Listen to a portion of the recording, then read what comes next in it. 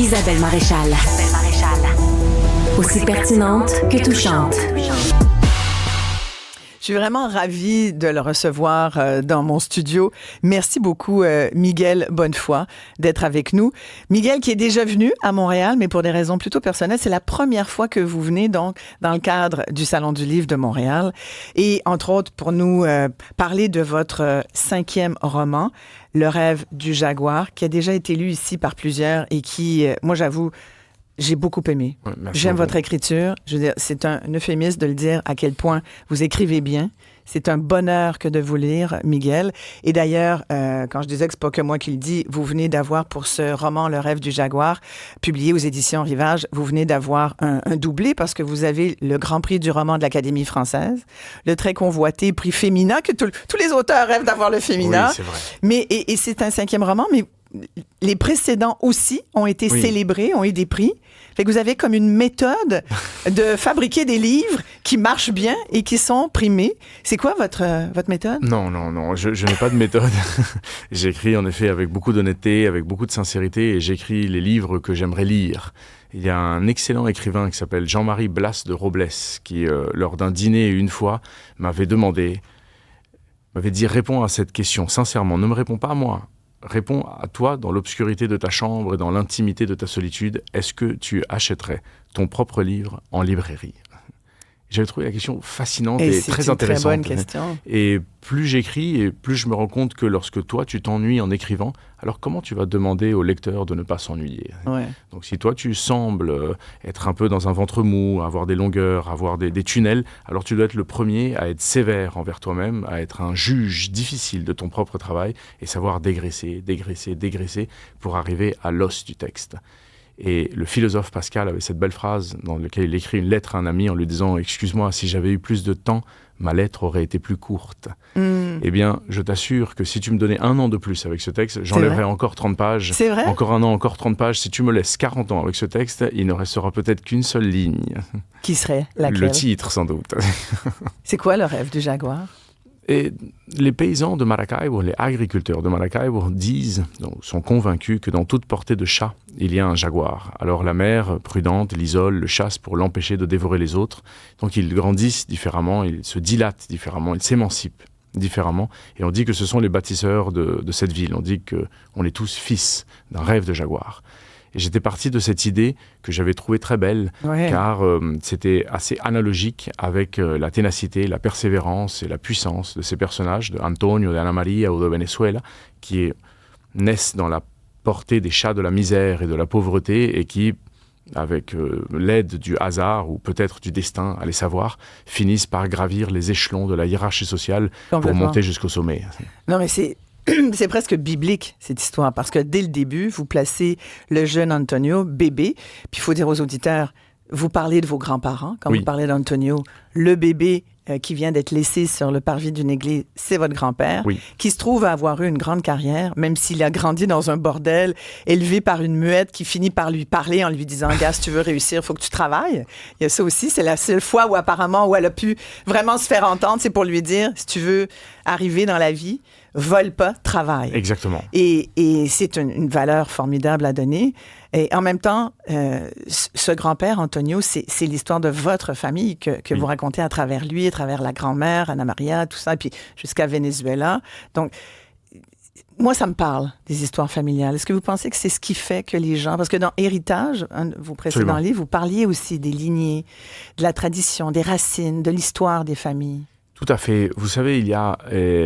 On a tous, et probablement vous l'avez aussi, et ceux qui nous écoutent, l'histoire de la rencontre de nos parents. On sait tous comment nos parents se sont rencontrés, puisque c'est la première racine de notre existence. Moi, j'ai l'histoire d'une rencontre dans un match de foot au Bois de Vincennes, où mon père était joueur de foot et ma mère était dans les gradins.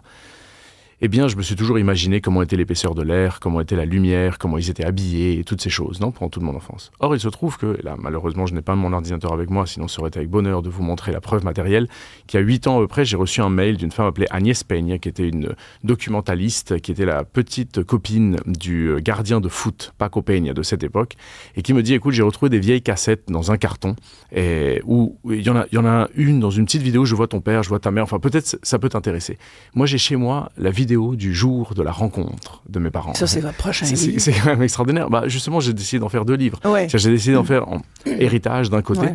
qui était l'histoire des ancêtres côté paternel, et tout le livre qui commence fin 19e avec le phylloxéra, finit à ce match de foot. Ouais. Et en effet, Le rêve du jaguar, qui était un peu le livre pendant, le livre diptyque, qui était tous mes ancêtres côté maternel et qui monte depuis début 20e, avec l'histoire d'Antonio Borja Romero et celle de Ana Maria, jusqu'à Venezuela, qui arrive en effet à ce match de foot au bois de Vincennes. Votre En mère, quelque sorte, ouais. voilà, ma mère.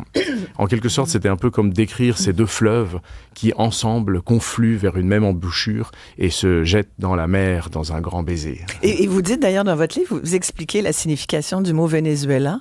Oui. Moi, j'ignorais que c'était une référence à Venise.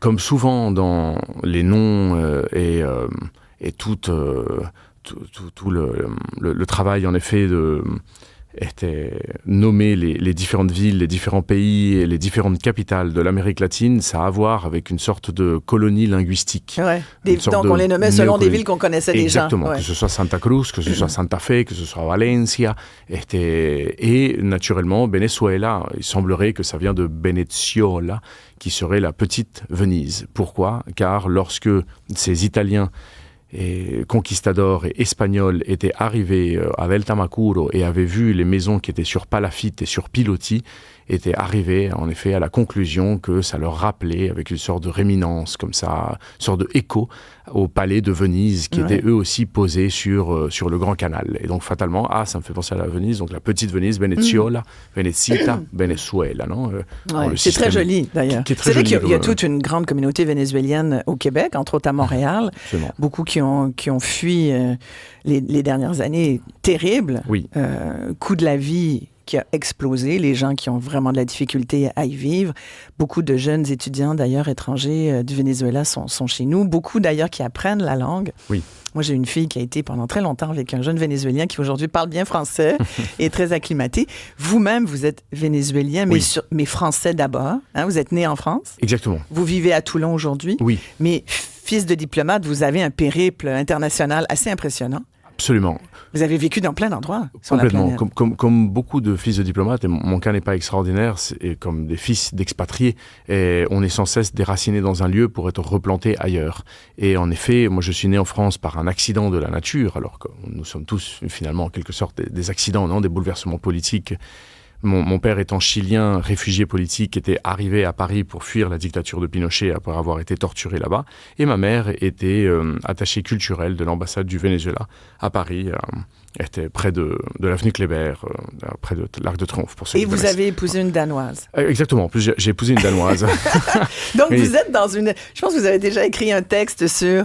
C'est sur- babélique, oui, en fait. sur la tour de Babel Oui, c'est dans laquelle babélique. vous viviez. Exactement. C'est ça? Ça me touche, oui, absolument. Ouais. J'avais écrit un texte là-dessus Ouais. parce que c'était Libération, le journal Exact. français, qui m'avait demandé d'écrire un texte sur... Puis moi, vous je par- disiez comment je me suis retrouvée là-dedans. Allez savoir. en Et fait, j'aime ce oui. texte parce que, Miguel, là-dedans, vous dites finalement, vous avez tellement d'influence de partout. Je voulais vous poser la question là-dessus parce que il y a tout un débat identitaire au Québec. Et moi, je suis française à la base, mais je suis québécoise, mais mon identité est francophone.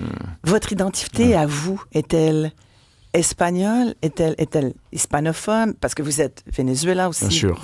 Vous avez appris le français, c'est pas votre langue maternelle.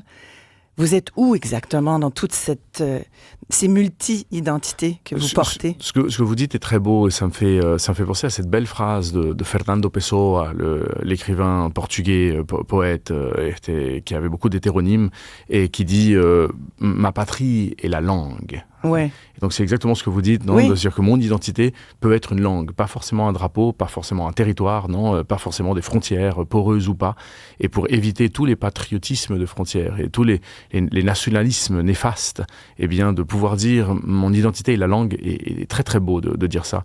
Et j'ai envie de vous copier, d'aller dans votre sens, si bien qu'il y a plus de gens qui parlent français hors de France qu'en France. C'est-à-dire la langue française n'appartient pas à la France. et heureusement. Et c'est parce qu'elle n'appartient à la France, qu'elle n'appartient pas à la France, qu'il y a eu par exemple des grands mouvements littéraires comme celui de la négritude, avec Léopold Sédar Senghor, avec Aimé Césaire, avec Damas, avec Diop, avec Kourouma, qui, venant d'autres dialectes africains, sont arrivés aux Français et ont apporté aux Français des grandeurs qu'ils n'avaient pas. On Votre dit littérature, oui, au Québec. qui amène à la France aussi une nouveauté, une fraîcheur, un côté pétillant, un côté frizzante, comme disent les Italiens, et qui dépoussière en quelque sorte la langue Mais de votre Rabelais et langue de à Molière. vous, est-ce que c'est devenu le français? Alors ma langue à moi, ma langue maternelle est l'espagnol. Ouais. J'utilise le français, mais je le parle d'une façon très approximative. Arrêtez, vous le avez portugais. une qualité de français qu'on a envie. Le portugais est une langue qui ne m'est pas étrangère, puisque j'ai vécu très longtemps à Lisbonne et j'ai vécu très longtemps en Italie aussi, donc fatalement l'italien est une langue qui m'est très très proche. Et l'anglais comme tout le monde, et le danois, puisque je vis avec une danoise qui parle en danois en fait toute la journée depuis 11 ans. Donc fatalement, on finit en effet par avoir quelques mots, quelques expressions. Et puis j'ai 2 filles qui sont danoises. Donc, et vos filles parlent quelle langue? Elles parlent les 3. Elle parle les 3, c'est assez étonnant la le plasticité. Danois, le français, l'espagnol. Et l'espagnol, bien sûr, ouais, c'est fascinant. La plasticité cognitive des enfants est absolument fabuleuse et étonnante, vertigineuse. À côté de la nôtre, on se sent mais paresseux. Mais nous, on a ce débat ici, français, anglais. Pour nous, mettre de l'avant le français, le protéger, c'est important, c'est une question de survie. L'anglais qui est partout a tendance à prendre prendre de plus en plus de terrain. Là, et les jeunes générations s'intéressent moins à cette lutte identitaire basée sur la langue. Dernièrement, il y avait un sondage qui disait qu'il y avait un jeune Québécois sur 3 de 18 à 24 ans qui disait « bof, ça peut être whatever ». C'est qu'on parle en français, qu'on parle en anglais, c'est pareil. Oui. Et toutes ces générations bilingues, pour qui ça dérange plus trop l'anglais ou le français. Vous en pensez quoi, vous? Moi, je suis un vieil optimiste, pour être tout à fait honnête. Et je me dis que lorsqu'on étudie l'histoire de la linguistique, où je pense par exemple à Alberto Manguel, qui étudie l'histoire de la lecture, donc fatalement l'histoire de la langue, on se rend compte comment la langue est tellement vivante et comment elle a changé par les bouleversements politiques, par les mouvements des peuples, par la différence des frontières, par des langues mortes et des langues encore à naître. Enfin, il y a toujours eu en fait un rapport très beau entre l'homme et la langue qui fatalement en fait finit par se déformer, finit par se reformer, par renaître différemment et par être comme les phénix de la linguistique. Donc, mais la langue est un point de ralliement. Alors c'est un point de ralliement, je pense que c'est essentiel, et avoir eu le prix de l'Académie française qui est aussi le prix de ceux qui défendent la langue française, les gardiens de la langue française, les sentinelles de la langue française, qui d'ailleurs ont tous une épée, tu sais, symbolique, c'est-à-dire qu'ils ont à la fois le costume et l'épée symbolique, l'épée pour défendre la langue française face aux adversités, aux confrontations, tu vois, linguistiques du monde.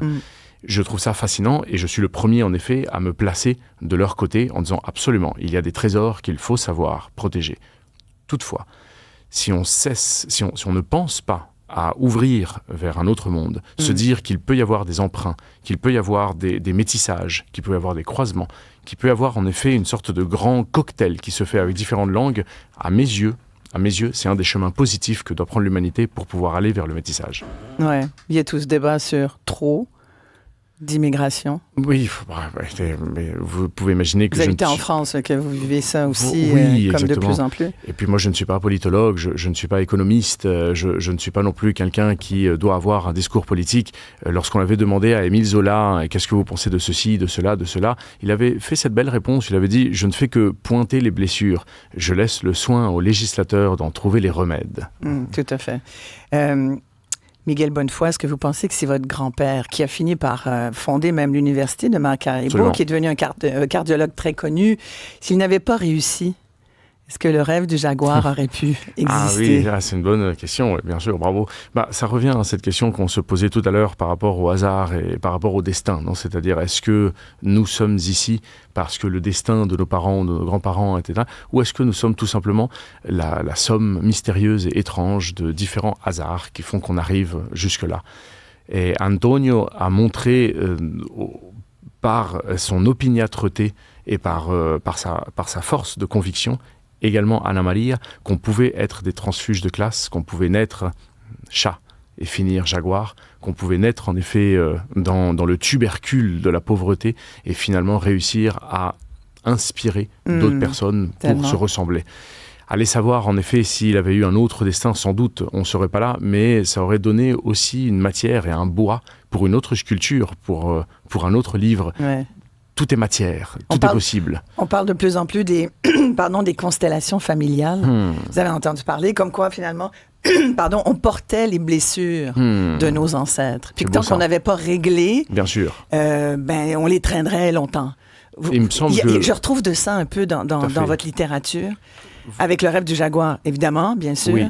Vous pensez ça? Je trouve ça très beau. Il me semble que c'est ce qu'on appelle l'atavisme. Ouais. Et le mot atavi veut dire ancêtre en latin. Et donc l'atavisme est un peu l'étude des ancêtres. Et il semblerait qu'on retrouve régulièrement, tous les 200 ans, des baleines qui naissent avec des petites pattes arrière. C'est une espèce. Ouais. Et on se dit brusquement, et rester dans la poche d'ADN dans les longs messages des archétypes des ancêtres des baleines, cette petite patte arrière qui a montré qu'autrefois, c'était un animal qui était à la fois de terre et à la fois de mer. Mais ça arrive qu'une seule fois, et après, les prochaines baleines n'ont plus leurs pieds. Et je trouve très très beau cette espèce de résurgence des blessures, comme vous dites, du passé, mais aussi des deuils, des violences, mais aussi des passions, des forces, des convictions, c'est ça. L'exil, en tout cas, est certainement au cœur de votre œuvre, ça c'est sûr, de votre grand-père, votre père, vous-même. Absolument. La prison également. Et il y a plein de... Le fait de... Moi, j'ai une famille qui a été très marquée par la Deuxième Guerre mondiale. Je cherche à raconter cette histoire, mais vous me donnez beaucoup d'espoir. En lisant votre livre, je me suis dit, peut-être devrais-je. Mais et je pense que tout le monde devrait écrire son histoire familiale. On sait très peu de choses de nos ancêtres. Vous avez 1000 fois raison. Et je pense que c'est beau aussi de le voir par rapport à votre fille. Vous me disiez que vous avez une fille, en effet, deux filles. Voilà. Qui, elles, à leur tour, auront peut-être des enfants, et qui, à leur tour, auront des enfants. Et dans 3-4 générations, lorsqu'on ne se souviendra plus du tout de l'arrière-arrière-grand-mère, en effet, qu'il y a, eh bien, il restera comme témoignage, comme monolithe, en fait, que le livre que vous avez raconté. Et ce qui est très beau, Isabelle, c'est que si vous écrivez le livre, fatalement, vous allez faire passer par le filtre de la fiction, fatalement, et mécaniquement, vous allez vous permettre quelques libertés, et le luxe de quelques mensonges, non, du mentir vrai, pour pouvoir tantôt embellir la réalité, tantôt la mettre dans un système de partition, de symboles et de musique, et donc vous allez recréer la réalité en nouvel héritage. On mythifie beaucoup l'histoire familiale. Absolument, naturellement, et heureusement, mais c'est normal. Ouais. Quand la légende dépasse la réalité, on imprime la légende. Miguel Bonnefoy, j'aurais passé la journée en votre compagnie à discuter de tout ça. Merci beaucoup. Vous êtes au Salon du Livre de Montréal. Oui. Et vous restez combien de temps parmi nous? Et je reste jusqu'à dimanche. Jusqu'à dimanche, les gens vont pouvoir vous rencontrer? Absolument. Vous savez à quel moment? Oui, aujourd'hui, demain et dimanche. Voilà. Alors, ne manquez pas de serrer la main à cet auteur fabuleux, Miguel Bonnefoy, qui vient de publier Le rêve du jaguar. C'est une lecture importante et nécessaire. Merci beaucoup. Merci beaucoup.